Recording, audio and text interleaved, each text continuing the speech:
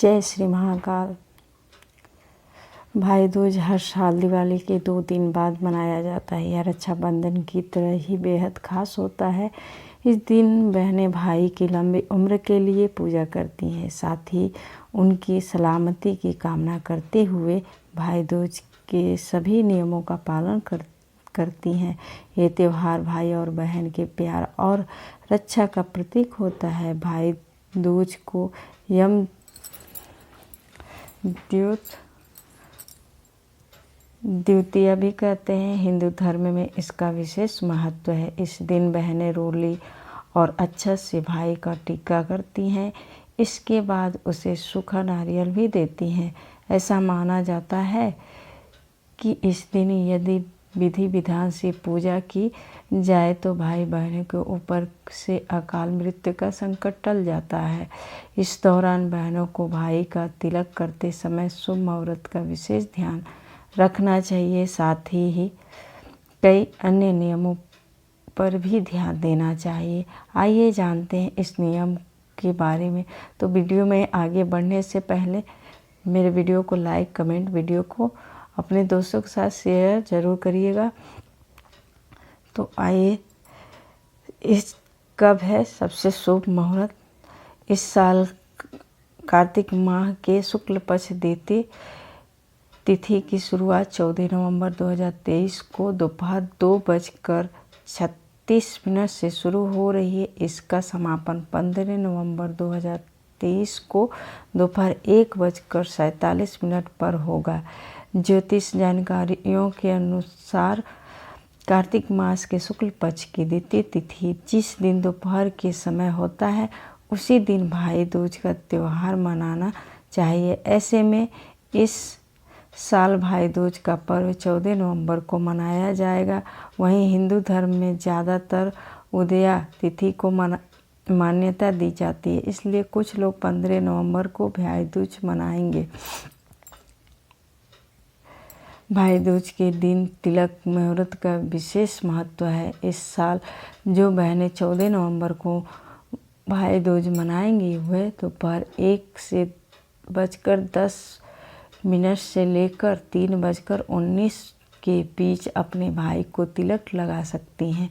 वहीं जो बहनें 15 नवंबर को भाई दूज मनाएंगी वो सुबह 10:40 से दोपहर 12 बजे तक के बीच में तिलक कर सकती हैं।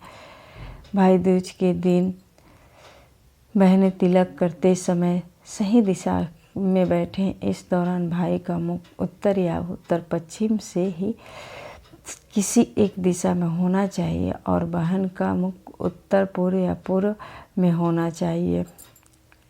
भाई दूज के दिन शुभ दिन पर सबसे पहले भगवान गणेश की पूजा करनी चाहिए। उसके बाद तिलक करने से पहले थाली में रोली, अक्षत और गोला और मिठाई रख लें। फिर मुहूर्त के अनुसार भाई का तिलक करें, बाद में उसे गोला भी दें। इस दौरान अपने भाई को मनपसंद का भोजन करवाएं। बाद में भाई अपनी बहन से आशीर्वाद ले और उन्हें भेंट दें। भूलकर भी भाई बहन न करे ये काम। भाई दूज के दिन किसी भी समय तिलक न करें। इस दिन भाई और बहन दोनों ही काले रंग के कपड़े वस्त्र न पहने। भाई को तिलक करने तक बहनों को निर्जला रहना चाहिए। भाई दूज के दिन भाई बहन को एक दूसरे से झूठ नहीं बोलना चाहिए। इस दिन मांस का सेवन नहीं करना चाहिए। ऐसा करने से यम के क्रोध का सामना करना पड़ सकता है। एक बहन का 7 भाई थे। वह उन्हें बहुत प्यारी थी। उनका पति अपने माँ बाप का इकलौता बेटा था, जिसके होने पर की गई मनौतियों को पूरा न करने से देवता अप्रसन्न थे। क्रोध होकर देवताओं ने पुत्र तथा पुत्रवधू को मार डालने का निर्णय किया। उस बहन को किसी तरह इसका पता चल गया। उसने भावी जीवन में आने वाली दुखों की कल्पना करके उपचार के तरीके सोचकर अपने भाइयों से ससुराल जाने की जिद की। यद्यपि वे बिना बुलाए नहीं भेजना चाहते थे, पर बहन के न मानने पर डोली सजाकर भेज दी। उसने अपने पास दूध, मांस तथा ओढ़नी रख दी। थोड़ी दूर जाने पर देवताओं के प्रकोप से डोली का रास्ता सांप ने रोक लिया। बहन तुरंत दूध सांप के सामने रख आगे बढ़ गई। थोड़ी दूर और आगे जाने पर उस पर शेर झपटा तो उसने सांप मांस फेंक दिया। शेर मांस में रुचि लेने लगा और कहाँ डोली लेकर आगे बढ़ गए। रास्ते में यमुना जी थी।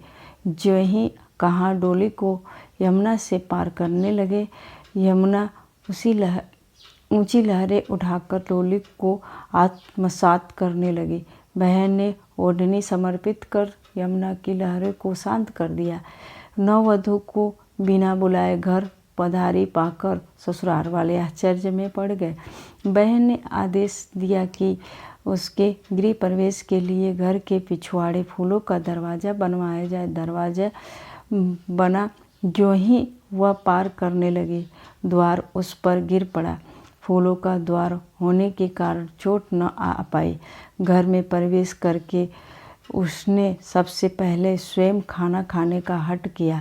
खाना खाने लगी तो खाने में सुच्चा कांटा मिला, जिसको उसने डिबिया में सहेज लिया।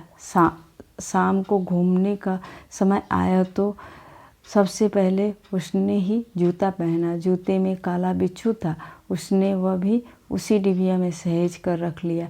रात हुई तो उसने फिर जिद की कि पहले मैं ही सोऊंगी। बहू का हर काम के लिए पहला करना यद्यपि किसी को अच्छा नहीं लग रहा था, पर परिस्थिति वश